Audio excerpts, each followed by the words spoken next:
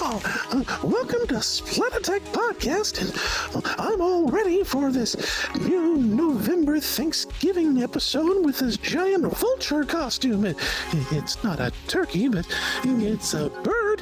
Well, I don't want to give you the bird, so let's go ahead and get this episode started talking about Attack of the Giant Vulture. I don't think they make that noise. Kick it.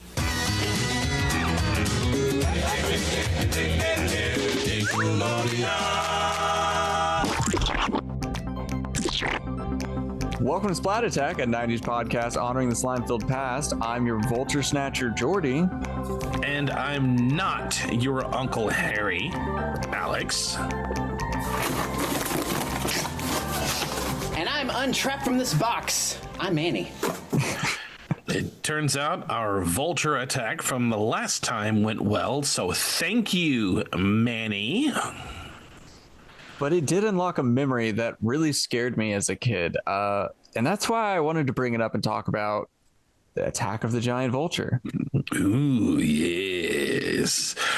Yeah, this was one of those shorts that a lot of people remember, because there was a time when they used to have SNICK SNACks. I think that's where I first heard about it.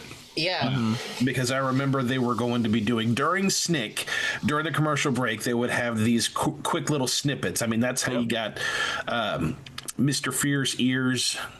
Yeah, yes. Some Foil Man, the Inside Edie Johnson. The offbeats too. Yeah, the offbeats. Yep. Yeah. And this one, Attack of the Giant Vulture, and I really looked forward to these, all these different shorts. I thought they were cool because they were also very different. But this one, I know they usually would have at the end of a couple of them. Here we presented a story. Nickelodeon put it together. You know, it would be really short, but this one I think was the first time I really got to see the kids doing behind the scenes footage and not just a voiceover saying, "Hey, they did this." I'm sure this one was more involved. Yeah. I'm sure there probably were some like that. And in fact, now that I'm an adult and I found some of these, I know there were. But this was really the first one that I remember that stuck with me of, oh, this really is being made by kids. And that really stuck with me, which we'll talk more about later. But this episode, because it's Thanksgiving now, we're now into the Thanksgiving season, indeed. And while it is not exactly a Thanksgiving episode, it kind of is in a way. It kind of fits it. There is a turkey vulture involved. Because every time, the end of the short reminds me of Thanksgiving. Yeah, I know it's just a single shot, but yeah. But I keep forgetting that it was a vulture, not a giant turkey, that was attacking them through the streets of Chinatown. Yeah. Mm-hmm. But this was actually one that Jordy wanted to talk about. Jordy, what's the deal there, homie? Yeah, so I was like first grade when this came out, or first grade when I first saw it, which would have been around the time it came out. And man, something about the way that it was filmed and just like the idea of like being a kid walking to school and like just a giant adult human sized vulture starts picking at you, trying to eat you, and then chases her and she gets cornered in the alley. It just scared me so much.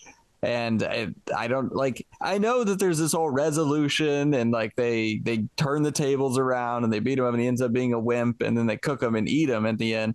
But for some reason, like just that first part sticks with me where he's chasing her in the alley.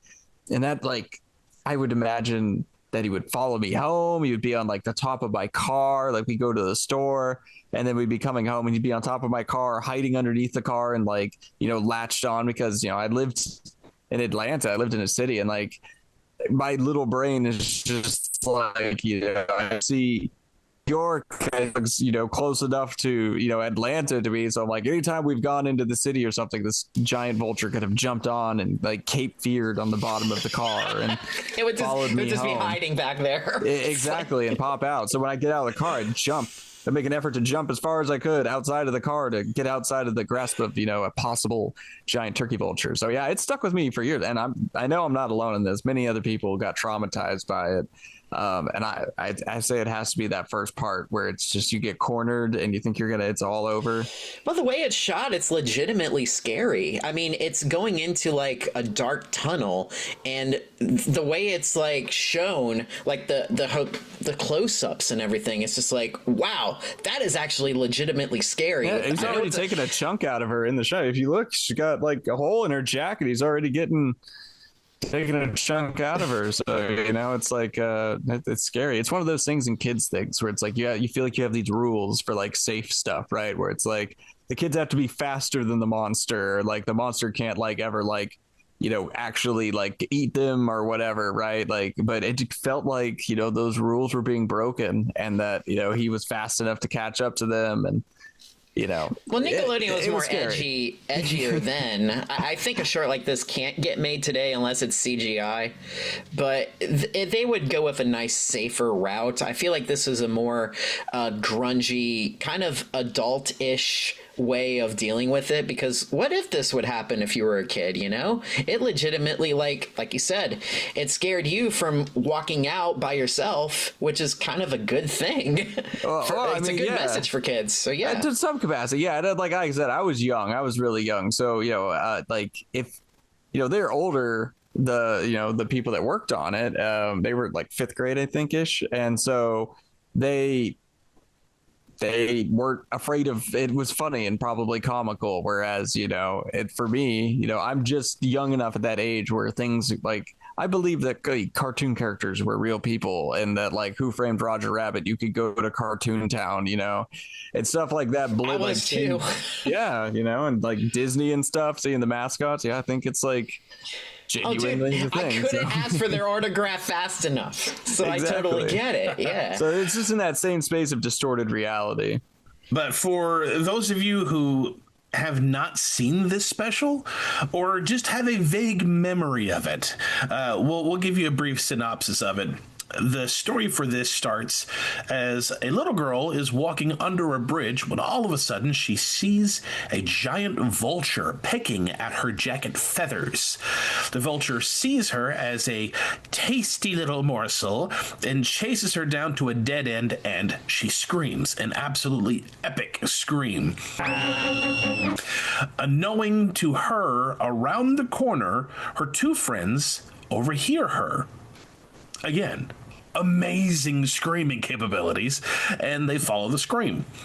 As she is about to get eaten, her 2 friends yank a couple of feathers from his hinder, and the vulture, steamed, goes off and chases them throughout the city. They see a big empty box, they hide inside of it, but the vulture sees and also goes in. They have a brawl inside this tiny little box, moving around up and down stairs. But the girls essentially beat up the vulture and pulled out all of his feathers. Embarrassed, the vulture runs off, completely changing his tone of voice. Pick on someone your own size. What are you doing there? I'm fine. Luckily, I landed on my head. And the girls chase him to a playground as they play cat and mouse until they pull the gum out of their mouths and stick it to the ends of a post, trapping the vulture from moving as he admits defeat. And all 3 of the young girls happily are about to enjoy a vulture for dinner. Here's to heroes. Hear, hear. Instead of just speculating what the original creators had done, we actually are joined by a couple of them. Indeed, we are. And they better get inside, because I think the vulture is just right out. Guys, we missed one. Come on in, quick. Get in, introduce yourselves. Tell us who you are. I'm Nina, and I was the director. I'm Jessica, and I played Jessica on Attack of the Giant Vulture, and I'm also one of the creators, or the mastermind, one of the masterminds behind the show or the film. Well, thank you so much for joining us. I'm really excited about this. I know this was a very random email that I had sent out of, hi, want to be on our show, but we're very happy that you're here. How did all of this get started? Our class was a gifted class. Gifted classes get like more opportunities to stuff just because, you're gifted. So they just. Yeah, they bump you up. Yeah. Oh, were we gifted? I didn't feel like. No. It was a gifted class. Because I remember in the fourth grade, I wasn't in the gifted class, and then I got bumped up to the gifted class. Oh, okay. Oh, see, you didn't even know that. No, I had no idea. Now I can tell my mom. She should be proud of me for once. Put that bumper sticker on your car. Yeah, exactly. For whatever reason, Nickelodeon chose our school, our class, and then as a part of the assignment, everyone had to group up in teams of 3 and come up with a story, a skit, or whatever, and then it gets like presented to Nickelodeon, and if they like your story, it gets produced. That was the whole premise of it. Okay. I knew it was for Nickelodeon, but initially I didn't even know it was going to get produced. Yeah, we didn't know. They just said do a storyboard or something. Yeah, just create a story. I think like we had to like draw some stuff, just kind of write it out and like draw it up. Did it tell you it had to be about heroes? Nickelodeon asked us all to think up a hero. It could be real or make-believe, so we picked ourselves. They didn't give us any like direction. It was just like you're in a team of 3 and come up with the story. Yeah. Just come up with whatever you can. Yeah. And they just went like they reviewed all the skits that everyone wrote in the class. I guess ours was fun to make, so they chose ours. I don't know. Yes. Yeah. If I can add to that. So first of all, like the people from Nickelodeon, when they came into the class, they were all wearing, like those goofy glasses that have the mustache. Yeah. Oh, yeah. Theirs was Groucho Marx. Yeah. No, but theirs can move. It was like a wind-up thing. There was like, I think like maybe, there was like 3 people from Nickelodeon that came in, and they had these glasses and like the moving mustache. It was like, and I was like, what is going on? This is so bizarre. I love it. Told us to write the story, and I remember this. I just remember they told us to write a story. Like they grouped everyone in groups of 3, and I know you and Leslie were like pretty close. Yeah, we were best friends. From what I remember, it started out not as a vulture. And for me, I really love animals. And at that time, I was really into Teenage Mutant Ninja Turtles. Yes. So I was like, the villain is gonna be a snapping turtle. Snapping turtle. Incredible. Oh, okay. Oh, yeah. cool. Yes. I don't know why I just thought snapping turtle. It's so random at the time. Like I was just like really into turtles. Yeah. So Yeah, 'cause random. those turtles, man. Turtle power. Yeah, I love them. I think I threw out the vulture because we were in Chinatown. They have also those like hanging chickens. Oh, yeah. Yeah, and I think they ended up not doing the snapping turtle because it was so close to the Teenage Mutant Ninja Turtles. So yeah, we went with the vulture instead, which ended up being really cool. So Yeah. No, it's iconic, and I guess that explains some of the origin of like the snapping at like the jacket and everything. Yeah, It makes I mean, I guess a bird does it too, but yeah, there you go. Was this all done really, really quickly? Like, were you approved? We're going to do this one, and then how long do you think it, from what you remember, before it went from here's our idea to okay, we're actually going to start making these things now? Well, the filming itself was like a day or 2. That was quick.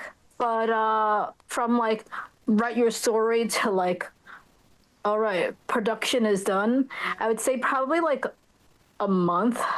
Maybe not even. No, because they had the team set up. They were this division of Nickelodeon was going around to all the schools. Like they picked schools wherever. And I remember I was watching some of the shorts. The tinfoil man was pretty popular too. yeah, Yes, man, right. yeah. Wow, so it was just like you just were sitting in a classroom and then hearing like, all right, just tell a story, and you had no idea that it was like, oh, I guess it's us that's doing it, right? Yeah. That's a big surprise. Now, the short, the behind the scenes before and after said the whole class. I know it was just broken up for groups of 3 to come up with the idea, but did the whole class were they part of the production for it once they had this, what they wanted to do? I think the way they set it up was because we created it. We got first dibs, and if they needed people, they like asked for like volunteers that wanted to kind of Or they would refer Did to not? us, or they would ask us. Yeah. So, for example, Robin, the girl who gets chased in the beginning, so she wasn't on our team, but because they were like, oh, who do you think is like the best screamer in the class? And Robin has this like blood curdling scream. That scream like was Robin. great. Definitely Robin. So, yeah.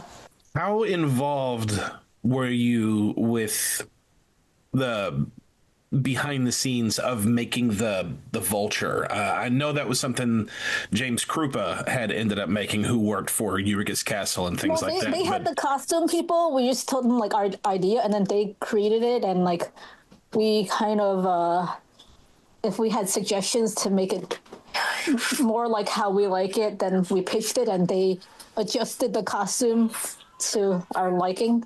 Yeah, I remember when he presented it to us, it was so cool. I think it was like a big bag or a big box or something like that. And the first thing we saw was like the head. And we're like, wow. oh my gosh, it's so awesome. That's amazing. Crazy. So did you guys like draw it, or did you just like talk to them and say like, this is kind of what we wanted? Or how did you articulate to them like the idea of like... I feel like we did some drawing, but we also wrote it out. At least have some sort of draft of what things look like. I was camera shy then. I was very shy as a kid, so I didn't want to be on camera. If I wanted to be on camera, I could have probably ended up in Robin's spot. Because the three of us got first pick at who we want to be, what we want to do. And I was just like, I'm not going on screen. No problem. Anything behind the camera. And then they're kind of like, well, if you're not on screen, these are the options. And I was like, I want to scream action. That sounds fun. Yeah, so you're a director. Yeah. But do you think it was a challenge for some of the classmates to like learn how to use the camera and work together on a production like that in a way? I mean, I don't know how much control everyone had of the camera. I mean, they may have had extra cameras where the kids were like filming parts of the scenes. But most of the filming was done by the Nickelodeon people. I just controlled when they started and stopped because I was screaming action like,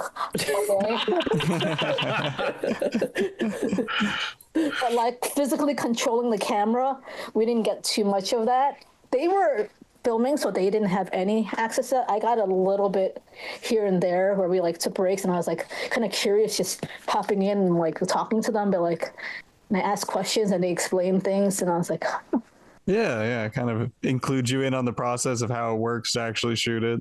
Because it was such a short filming session, it was pretty busy. Yeah, that was another thing. It was you guys were shooting in like the middle of January, basically, in Chinatown. It was really cold. Yeah, it looks so freezing crazy. cold. You guys are all stacked up in all the jackets and everything. Yeah. It Heck, looked when like you guys are talking. Yeah, you guys are so running. we got, our yeah, a little bit of warmth from that. Yeah. I mean, you can see like the steam coming out of your mouth. Raymond was nice and warm. Oh, yeah, because he was in the sure, he was in the He outfit. was in that suit. He's in the costume. The one time being in the mascot costume is a good thing. Well, the larger Vulture, before he was defeathered, that's James Krupa, but Raymond was the little one. The little one after he gets defeathered. One. Yes, yeah. So you went to school in the Chinatown area, right? You went to the public school there. So that was like the neighborhood that you all grew up in and spent time in. So did you spend time at that playground? Did you ever see a vulture there? Mm-hmm. Only the type that's behind Alex. Like that type. I see. It's a deep fried vulture. Uncle Harry? Yeah. Oh my goodness. Oh, so the Uncle Harry part, that was not scripted. That came from James, actually. So we had passed by the chickens, like the hanging chickens, and he just kind of randomly said Uncle Harry, and we all laughed. We thought that was hilarious, and we were like, we got to put that in. Yeah. So that was just like, that was really fun. Uncle Harry? Oh. Now, what do you remember from the days that you were shooting? Aside from being really cold, because they were doing frame by frame shots with moving the box. Yes, the stop motion part. Standing there for hours, just waiting for the next like half-inch turn. A half-inch turn. Were you guys really in the box? We just want to ask this. That's bait. that scene when we first enter the box. So it's supposed to be Leslie, Robin, and me that we enter the box. But then you hear, "Thanks, you guys are my heroes." That is actually Nina's voice. Really? That was like post production. That's cool. Oh, I right, it's a don't little even bit of ad-lib, remember yeah. that. I don't remember that at all. Unlocking some memories. Yeah, right. Yeah. That's funny. I'm just picturing being in Chinatown, having no clue. I mean, it's just a normal day for so many of these people, and then see a camera crew with James Krupa in a giant vulture outfit. Yeah. Because I can't imagine. I mean, New York, you see a lot of things. LA, you see a lot of things, but that's got to be very out of the norm Yeah. for Super anybody. random, right? Yeah. Was it early in the morning or like late at night? Because I feel like if it was early in the morning, it would be best for shooting. During school hours. Okay. Yeah. Oh, But there okay. was a time where there at one scene when Robin was cornered and we plucked the vulture's back feathers.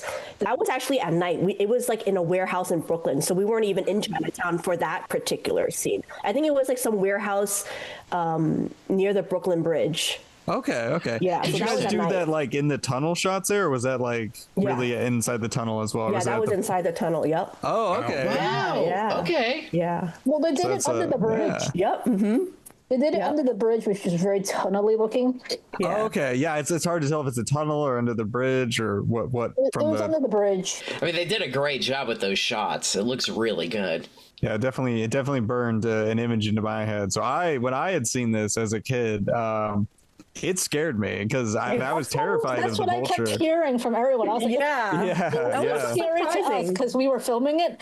It was fun. Yes. Yeah. You got to see everything from behind the scenes, and you knew, it was James inside of it and Raymond, your friend. And like, I get there was the after credits thing, but for some reason, that part where he's nipping at the back of her jacket and chases her, and she runs and she gets cornered in the alley. I was so afraid of that. I thought that the vulture was gonna come get me and was like hiding on my car when I would like go places at night. It terrified me. Are you normally afraid of birds? Is that why? It was that, and I wasn't even afraid of birds normally. It was just that, like the idea of like a giant man-sized vulture cornering me as a child and trying to consume me was terrifying. I often hear the vulture compared to what's that movie, The Dark Crystal? Oh yes, the Skeksis. Yeah, often compared to that, and they're like, "Oh my gosh," or like they'll compare it to they'll say, "Oh, it's Big Bird's evil brother" or something like that. Yes. Yeah. Oh man, yeah. There's quite a few people that have gotten a childhood trauma out of it. So you have made some certified nightmare fuel. But I also thought it was goofy looking. I thought the vulture looked goofy. Like it didn't scare me at all. We were trying to go for something fun and light. It wasn't meant to be scary.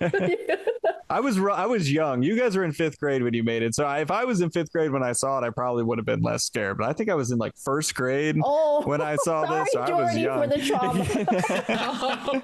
But Nina, you did such a great job directing. Time heals all wounds. But It was meant to be funny, like the whole like glue on the wall. Oh, the gum, yes, the bubble gum thing, yes. No But gum in school. It was Big Red. It was Big Red, so it's very like cinnamony. Like that wasn't the type of gum that the kids eat at that during that time. Like we like the more like fruity, just regular bubble. Yeah, gum. some Hubba Bubba or some bubble tape. Yeah, and we had to eat so much Big Red, and it was so disgusting. Oh, they made you eat it all? Yeah, and we had to like keep taking it out and like sticking it on. Oh, so they have to take it out and stick it back on again? I mean, we didn't eat it over and over. We need to rechew it, take 45. Nina was not happy with that take. Let's do it again. But the scene where we stick it onto the playground, that's real gum. But when the vulture got stuck on it, that was actually, do you remember Gak? Like Yes, of course. Yeah, that was Absolutely, yeah. Yeah. Wow. We kind of like stapled it onto the sides of the playground and then onto the vulture.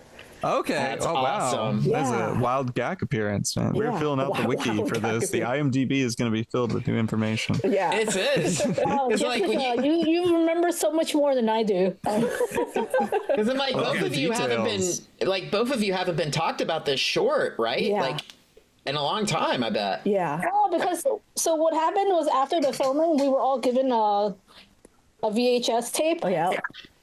And all of us lost it. Yeah. Oh no. So when I was in like high school or like college, I remember doing it. I was like, it was really cool. I was like messaging like Raymond and like the other main like players in this. Yeah. Do you guys have the VHS by chance? I want to try to rip it. Yeah. No Absolutely. one had it, but I just kept Googling. I was trying to look for it with Nickelodeon. Just couldn't find it anywhere. Yeah. And 1 year, I just searched and then Snowpack put it online. And I was like, oh my God, where did they find this? Yeah. We see that a lot where there'll be like lost media for a long time, and then some random YouTuber somehow has access to things. And Well, speaking of like lost media and things like that, and we were just talking about IMDb is going to have so much new information. That's so awesome. When I am assuming this came out the same year, like 1995, later that year. Is that okay? I don't even know what year it was. That's what I thought.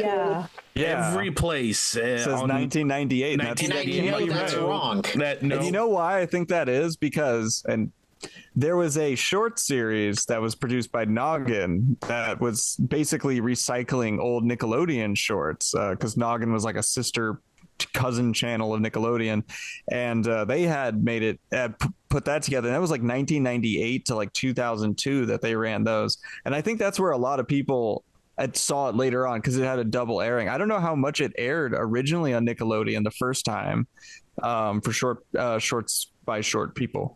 But it was really funny because we filmed this in elementary school, and then when I entered middle school, I would have like random people come up to me in my school and they'd be like they'll stop me in the staircase and they'd be like, "Were you on Nickelodeon?" And I was like, "What? They're still showing that? Like it's been so long already." And I think Snowpack uploaded that video, but I think there's like another one where. Actually, in middle school, Nickelodeon contacted us again. Actually, Leslie and I went to the same middle school. And so there's like actually not another version, but there's one with like a short commentary where it's like us in middle school explaining it. Yeah. Oh yeah, I wasn't part of that because I moved to Brooklyn and they couldn't find me. Snowpack can find you. Well, so it came out in 1995, so we are basically at the 30th anniversary of it. Oh man, wow, so 30 years. Awesome. Yeah, it probably would have been by now for sure. Yeah, it's so funny because I literally posted on Facebook that. Well, I put that it was like the 27th anniversary. I didn't really know the exact date because I'm terrible with dates and all that.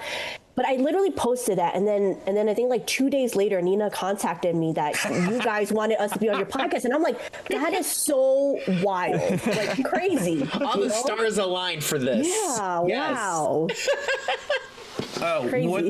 What was your family's reaction when they saw this? Yeah, I'm sure they were excited. I feel like I don't even know if they saw it. Oh, really? Well, I wasn't on camera. I was just in the small, like screaming action at the end credit because I didn't want to be on camera.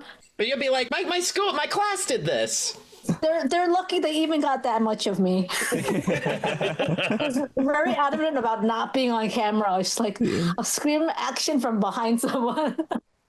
So for me, I was a very shy kid, but I wanted to be an actress as a kid, and so I was really excited for to have had that opportunity. And so when my family saw it, they were like, "Well, your dream came true." And so for me, it was like, if I never make it big, at least I got that one little, snippet of fame. I wouldn't even call it fame. Just being able to be on TV. And so I would call it fame. I think more people than know who you are and remember this. 5 seconds of fame. Oh yeah. I mean, this was your 5 minutes of fame. I got my 5 seconds of fame. It's memorable. This is one of the more popular ones of the shorts by short people. So yeah, I would say, I wouldn't hesitate to say hundreds of thousands of kids have seen this. Oh my goodness. It was meant to be funny. And it was. Like, it's it not was a horror funny. movie. It's If you were meant at to the be right funny. age, it's funny, but anything before, I guess, first grade is traumatized. I mean, he was chasing you guys and then had to stop because the sign said "Don't walk." Yeah. Yeah, that was funny. Yeah. Actually, so that part where he's right before that, he actually slipped, and that actually happened. He slipped. It was winter. It was winter, so the roads were icy. Oh no! And he slipped, and I guess the cameraman was awesome, and like instead of shooting him like on the floor like half alive, they shot the "Don't walk" sign. I'm like, that's brilliant. Yeah. Amazing! Wow. Oh man. Yeah. Oh, that's funny. That's like a live moment right there. Yeah, there's so many just random, like, spontaneous things that happen, and were just captured on camera, and that's just, like... Did anybody, like, passers-by were just standing there just looking confused? Like, what's happening? Yeah, that was fun. They were just watching us. Yeah, I remember this one lady, she, like, basically interrupted our filming and was like, hey, my daughters can be actresses too. And then the guy is like, the production crew was like, okay, lady, and she's like, no, they're like really good. And like, she took out her wallet, and it was one of those like, the ones where you can put a bunch of photos in. So she literally opened it like, and I was like, and it was just like all photos of her kids, and I'm like, I have headshots. I have headshots, a bunch of them. Recommendations. Yeah, I think I came up with the vulture idea because back then we used to walk to school, and I would walk past those Chinese restaurants, and I was like, see those hanging chickens, and like, there's just one of those. It's like, what if one of those like attacked us? What if the tables were turned? Yeah. And then returned again. That brings me to my next question. And so there's a little bit of a snippet at the end when you guys are talking about the behind the scenes that the fake turkey is covered in iodine and that it smelled terrible. Horrible. Yeah. Horrible. So I just want to know a little bit about the whole thing with the takes on that, just to get a little bit more insight. What was it like shooting all this stuff with like the fake props and stuff? Where is it like, were you hungry? Did it make you hungry? Or were you, by the time you left, you were like, I don't want to look at turkey ever again? No, we had to be up close to it. Like, when we said, here's the dinner, we were really up close to it. And it was the turkey, and then they took the vulture head, which I think... I don't remember if James made a separate vulture head or it was the same one but had interchangeable eyes. The eyes with the X's, right? I think it was the same one, but he can change the eyes, and he just kind of like plopped it next to the turkey. But yeah, it smelled horrible. Like you don't want to eat anything after that. And was it real turkey, or because it seems too big to be a real turkey? A raw turkey with iodine, which is such a cool special effect, right? I was like, of this, a little food science stuff or commercial I didn't get close enough to the turkey to smell it. You were safe behind the camera. You didn't have to be right up in the iodine. It was a turkey. It wasn't a vulture.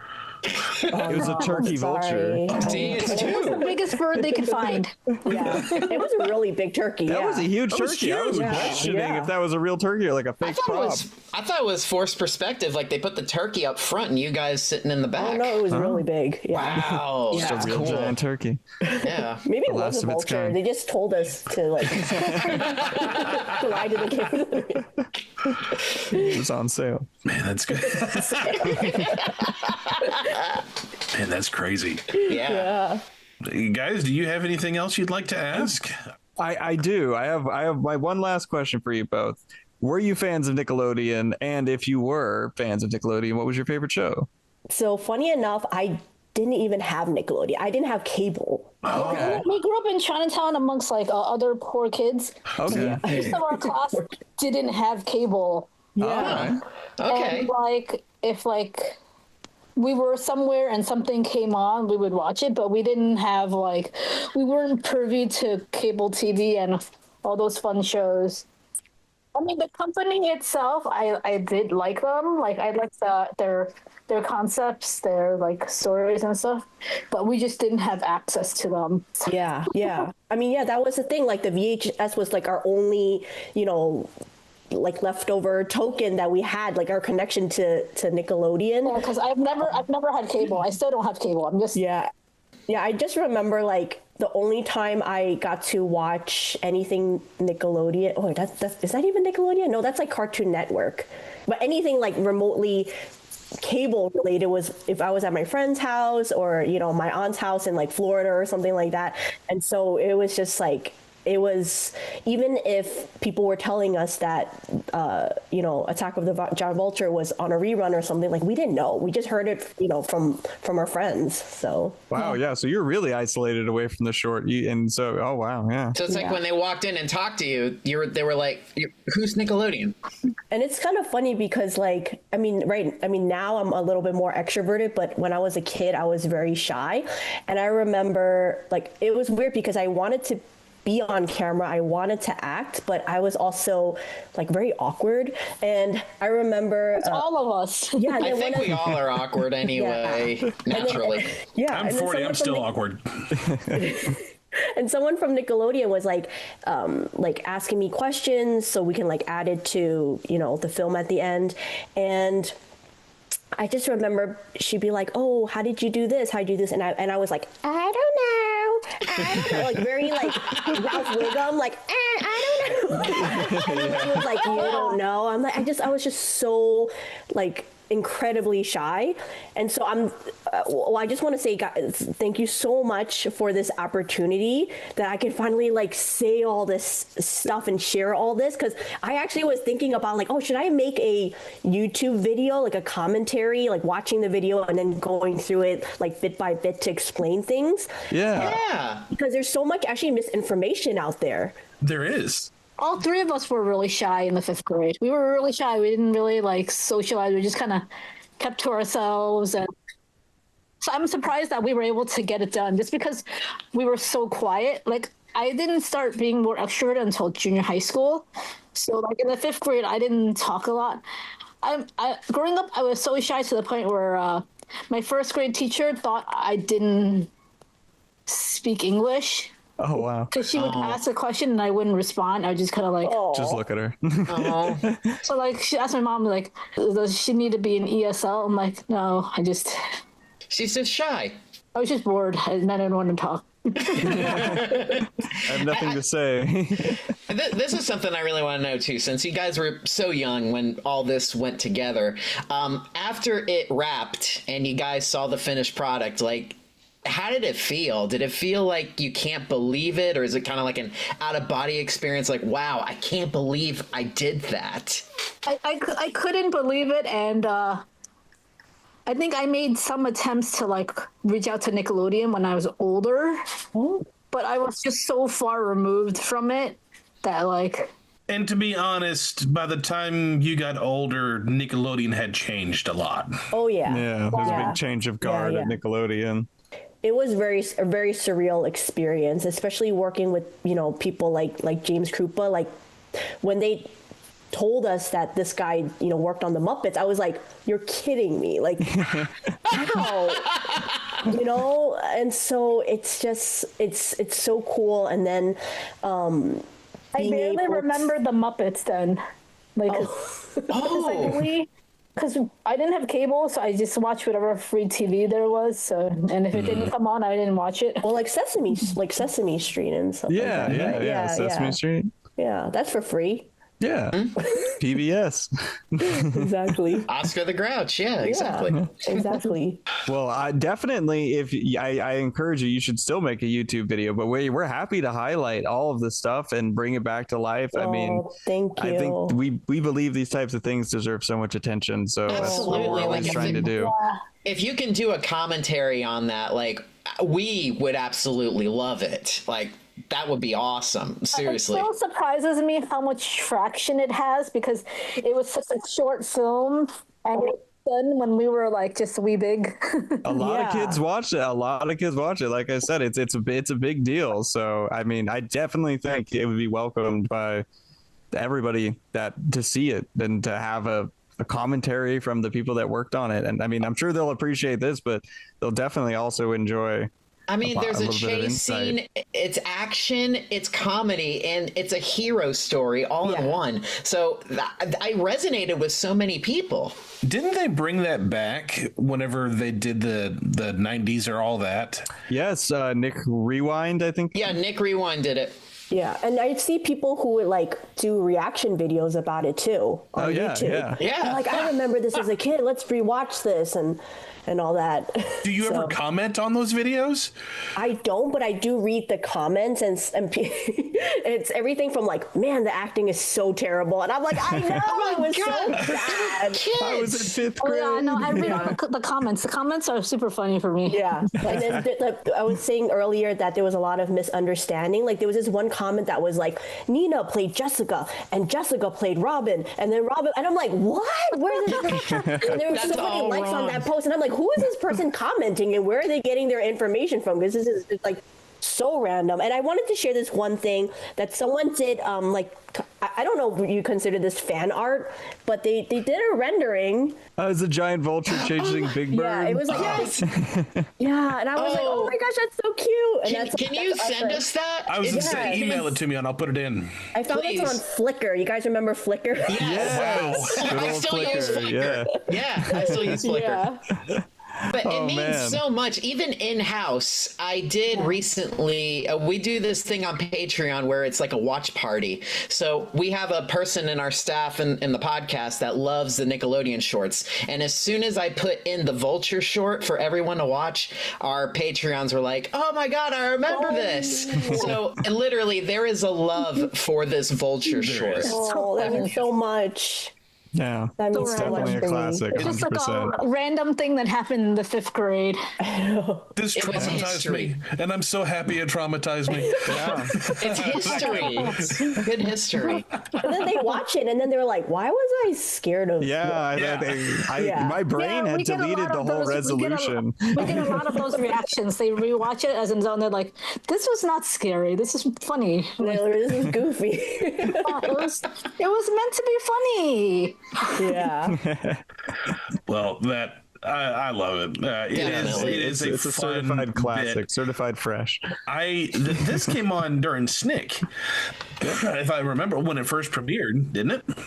I think it did. Like the SNICK snacks? Yeah, I think it came on for SNICK Snacks, and which was also short films by short people. little short people. Yeah, they put all their shorts in the SNICK snacks. But I remember when I first saw this, because I saw it when it premiered, and I was sitting on my living room floor Saturday night playing Legos. My parents were gone. My brother was in the back room. I'm sitting by the fireplace on that brown shaggy carpet, building Lego houses, and that came on, and I was going, "What is this?" And I really loved. I don't know. This might have been where it started, to be honest, but. When I saw that kids were making this, it started getting me interested and wanting to make my own videos at home, which I did for a long time. So I guess in a way, the Attack of the Giant Vulture has got carried through my life to a point where where we're doing this show now, which we've been doing for a few years. Yeah, Cool. So funny. Oh my goodness. there's big influences, man. It really did. It really was. It felt like such a perfect story. I mean, look, the other shorts are good, especially like the Foil Man. That one's good, but this one feels like a really put together story. And especially in such a short time. Like, you guys did a really great job. I feel like after we shot, I started becoming less shy. Like, it's just. Did you? A little bit. Awesome. It's like, I mean, well, when we were doing the filming, I had to talk to adults, and it's. So I got a lot more comfortable talking to like strangers, where it's like, all right, they're not scary, I guess. Yes, awesome. What was the playground like after you guys got done filming? And did you guys ever go back to the playground and be like, wow, it happened here? Yeah. I think the staples are still in there, actually. Really? I don't know. I think I remember like going back and I'm like, I don't think they ever removed the staples, the gack. The gack that was stapled They just left the onto gack there. and the staples. It's just dried gack still on there too. That would be amazing. Is that playground still there? I don't know. I don't know if they like renovated it or something. I think they renovated it. Yeah, but it was think so after all this time. gross. Yeah, I'd like to hope it's still there. playground isn't very safe. Already. Yeah. I remember my favorite part of the filming were the snacks that came with filming. Oh yeah. What was the snacks like? Unlimited snacks, because you know how when you film they have the food for the catering, right? The snacks, the hand warmers. That was my first time I had used hand warmers. Yeah, hand warmers. I was like, what are these? What is this? It's a lifesaver in that situation. Yeah. Yeah, I remember like having them in our pockets and stuff. And oh, by the way, this is so random, but like the clothes we were wearing were mostly ours, except for the accessories. Those were from Nickelodeon. But yeah, it was so somewhat. I think it was like someone. One of my friends watched it recently and was like, those colors are very 90s. Oh, yes, yeah. Your hat is very 90s, Jordy. Oh, thank you. Yeah. I try to keep it 90s. I love it 90s. That. Thank you for being on theme. Yes, of course. Must be. I think that'll pretty much cover it for Attack of the Giant Vulture. So thank you, Nina. Yes. Thank you, Jessica. Oh my goodness. Thank very you. much appreciate you taking the time to talk about this very random subject from a random email. 30 years later, you're talking about it. This is the anniversary show. Oh my goodness. It's so awesome. Thank you, Jessica and Nina. It's really nice to have you here. Thank you. And thank you for helping me confront my fears of giant vultures. Yeah, don't be afraid. It's okay. And then you live in California, so you guys have like the really big vultures. Yeah, there. we have a lot of them out here. So Raymond said he's sorry he couldn't come. He's I think from Asia right now, so it's like 7 a.m. there for him. Okay. That's not happening. So that's not happening. Yeah. No problem. That's fine. We miss him, but we'll tell him we all say have a good time and thank you for the giant vulture. Like seriously, like he made such an impact. Like tell him thank you very much. Well, now that we have gone through and corrected a lot of misinformation, hello Google and all of you other apps, we are going to take a bit of a break and we'll come back with our segment for the end of the episode. So first, stick around for a bit, see what's going on in the world of Splat Attack, and we'll be right back.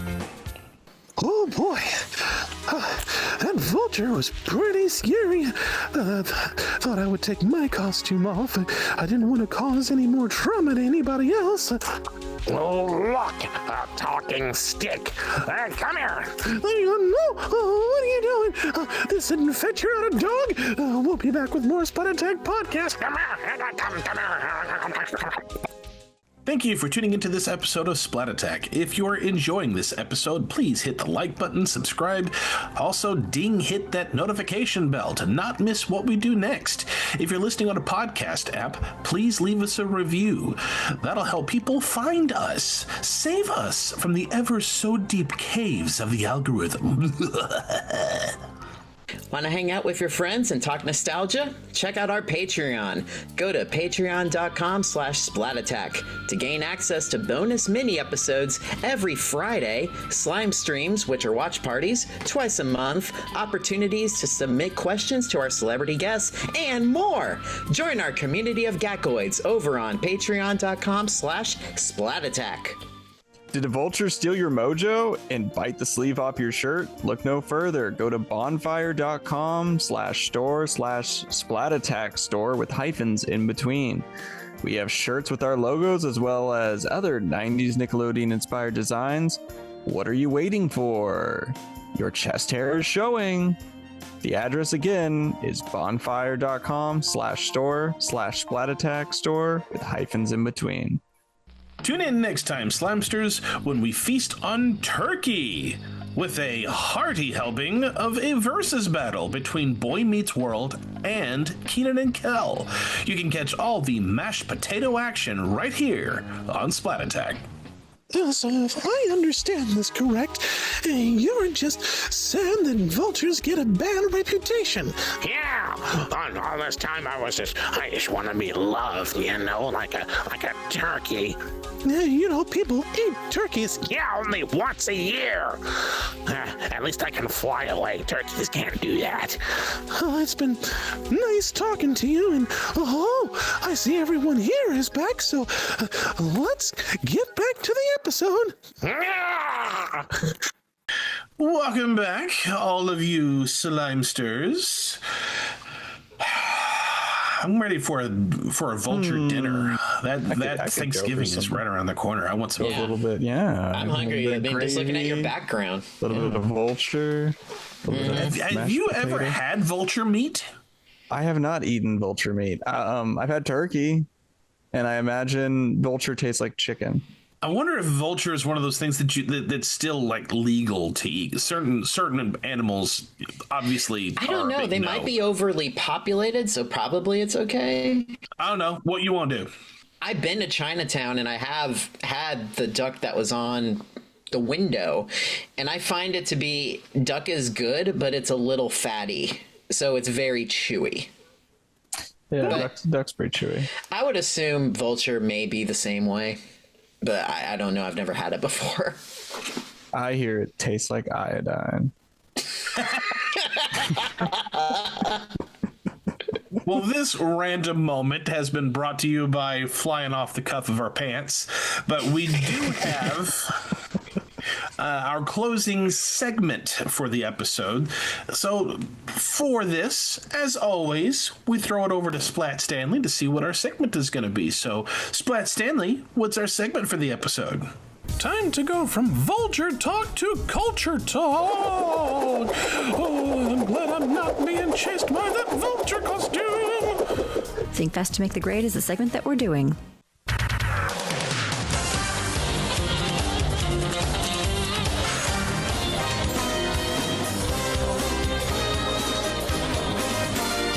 Time to think fast to make the grade. Alrighty, welcome to Think Fast to Make the Grade, which is our trivia-based segment. For this one, Manny came up with these, so I'm going to throw it over to Manny to ask said questions. Okay. All together, squawk if you know it. All right. So, obviously, we went through some of these actual questions as we were interviewing the two lovely young ladies. But who gets it first will win. So, where was this short filmed? Jordy. I believe it was filmed in Chinatown, New York. Congratulations, yes! And this is a trick question. When did the vulture become not so tough? Alex! I'm going to say when his feathers were pulled. Yes! When he was defeathered. Yes, when he was defeathered or scalped. in the box. Actually, it was when he slipped on the ice going across the street. Oh, nitpick. Actually, this was not filmed in 1998. We know, nitpick. We know. Anyways, moving on. Who did the vulture recognize outside the window? Jordy! That wasn't really that was more like a buzzer. I made like a weird noise there. That wasn't the right noise. I'll go with it though. He saw his Uncle Harry. Yes! The chicken duck, possibly also a turkey vulture.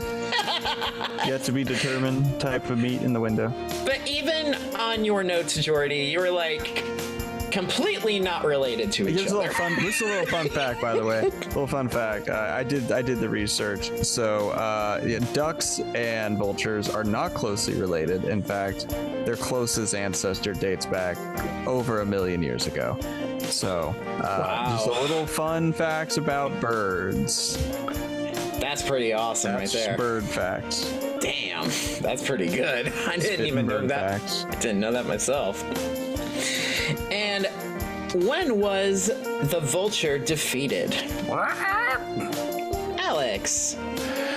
When he was gacked on the playground. Yeah. We now know this. We now know it was Gack. Gack! And Gack! And last question. What was the Vulture covered in to make it look like it was cooked? I think I've referenced this like 8 times already, but it was covered in iodine. No! Yes, it was! It was melted butter. It was melted iodine flavored butter. I can't believe it's not iodine.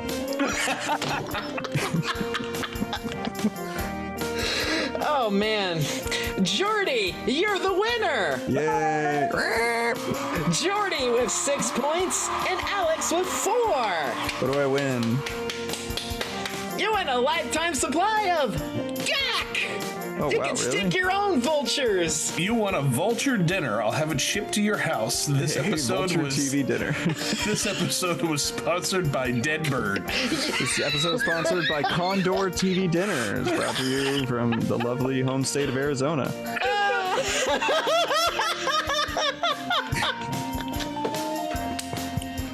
Oh gosh, Jordy, that's awesome, man. Well, that is going to be it for our episode after a long month of spooky season. I know this is a bit of a shorter episode, but sometimes we need a shorter episode. But it was a short episode, but from short people. So Yes, I'm not very tall. Yes, it's true. I'm as big as the screen you watch me on, so. But it was truly a blessing to have Nina and Jessica join us for this episode and for them to share their memories and get some more info that you cannot find out there on the interwebs unless you actually get it straight from the horse's mouth. Put some myths to end and finally correct the wrongs. It was not released in 1998. Yes, 1995. Let's fix that. Let's fix that today. Let's edit the Wikipedia. Whoever has access to Wikipedia. But we do have our closing question for all of you Slimesters out there. And our closing question is, if you were being chased by a giant vulture, how would you outsmart it? Write to us via email at splatattack2021@gmail.com. DM us on all of our socials. Just look for Splat Attack Podcast. Subscribe to our YouTube channel if you haven't done so already. It's right there. Just a clickety-click. Interact with us wherever you can. We're always happy to hear from you. Until our next episode, could you guys please help me close the studio? Because the pesky vulture ate most of the sides that we prepared for the next episode. Aye, co-captain, but no worries. Remember, we still have Artie, so he chased out all the vultures and made sure the studio is now vulture-proof. How? With no vulture. It takes away all the vultures. It'll even put you vulture-proof. This isn't QVC, it's Splat Attack. With 3 easy payments of $59.95. Until next time. Smells like iodine. Oh, it does. Splat you later. Splat you Splat later. you later.